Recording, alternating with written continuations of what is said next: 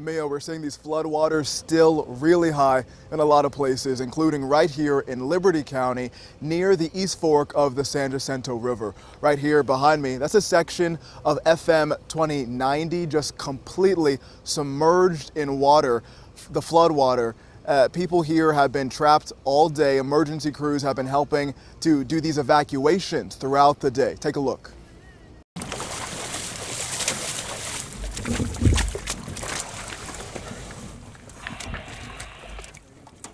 Just about an hour ago, we saw these two people and their dogs being brought to dry land in a boat for several hours today. Crews from the Texas A&M Task Force and Army National Guard were here helping folks in Plum Grove get out of their flooded houses. We're told more than a dozen rescues happened today, but it was not an easy mission. Earlier, we saw one of these rescue boats having engine trouble, and the crew inside couldn't paddle back because the current of this flooded river was too strong. Now, we also spoke to one resident here who went back to his flooded home to find some pets that got left behind. He told us that rescue crews couldn't get all the way there, so he took a small kayak himself. Went in and seen my dog was still alive on my daughter's bed. My cat was still alive. I just don't have a way to get to him to get him. So we just paddled all the way back out.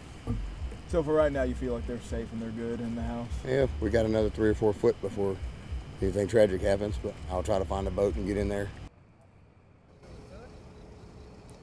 And that man says he'll be here tomorrow with a bigger boat to rescue his animals.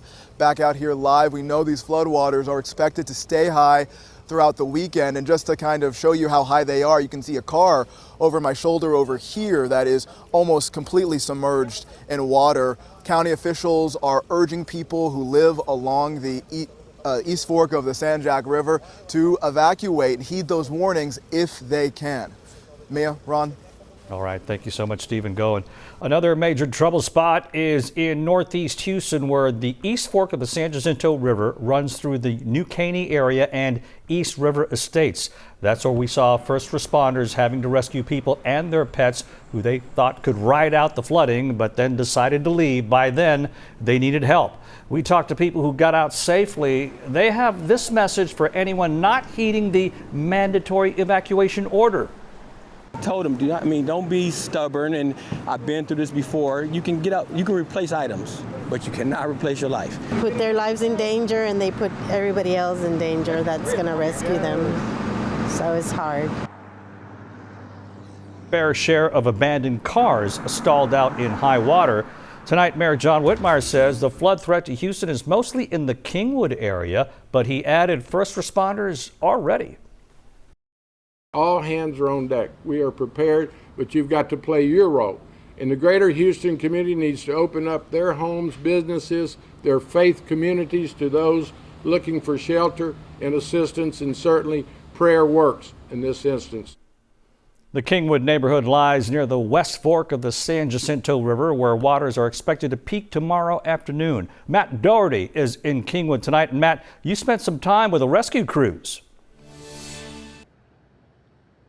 That's right. We were able to ride along with them and see areas that we wouldn't have had access to otherwise. First responders here in Kingwood are getting ready for a long night ahead. The floods have commanded the resources of nearly every law enforcement agency in the region. Photojournalist Ryan Phillips and I went along with Precinct 4 deputies on a scouting mission in their high water rescue vehicle looking for residents needing help. What we found were isolated subdivisions with neighbors whose cul-de-sacs had become islands. In parts of Kingwood, not far from Kingwood Hospital, things were even worse, where neighbors are now stranded in their homes. In the hours we spent with the deputies, we didn't find anyone desperate for help. But if things progress as projected, that might soon be the case. Our latest update as of now is they're looking for the worst peak point to be between 1 and 3 o'clock tomorrow, Saturday, and so that we're going to have full resources out in the area. As the mayor and other officials said today, their focus will be on Kingwood this weekend. They say they are prepared and ready for whatever may come. Back to you. It could be a very busy weekend for them. Thank you so much, Matt Doherty. Meanwhile, Harris County Judge Lena Hidalgo took a boat ride today to survey the flooding around the East Fork of the San Jacinto River. She says she wants to get a look at the damage so her office can prepare for the recovery.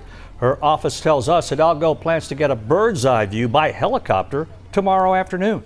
If you have evacuated and are looking for a place to stay, this map shows 4 shelters in operation. They are in Harris and Liberty counties. And here's the addresses for those shelters, starting in Cleveland at the Calvary Baptist Church, then the Greenhouse International Church near Greenspoint, the Philippians New Faith Baptist Church near Wayside and the North Loop, and the Leon Grayson Community Center that's in the Cloverleaf area. Tonight, EarthCam giving us a look out over the Galleria area this evening. Still cloudy out there, definitely humid. Let's go to meteorologist Cheetah Craft. Yeah, Cheetah, what are things looking like for the weekend? Okay, as we trend into the weekend, we are going to stay mostly dry for your Saturday. You have about a 30% chance for an isolated shower tomorrow, but it is Sunday that I'm going to focus in on. That's where we have a 60% chance for additional thunderstorms, and a few of those could be on the strong side. Now, live look at our radar this evening. Notice these thunderstorms just west of I-35. A lot of these are going to lose their steam as they cross I-35 and get a little bit closer here. So I'm not expecting development overnight, but there will be the potential of an isolated shower to an isolated thunderstorm come 3, 4, 5 a.m. Then it's basically out of here. So we stay fairly quiet throughout your Saturday, but Sunday, pay attention. 4, 5 a.m. in the morning, that's our first wave.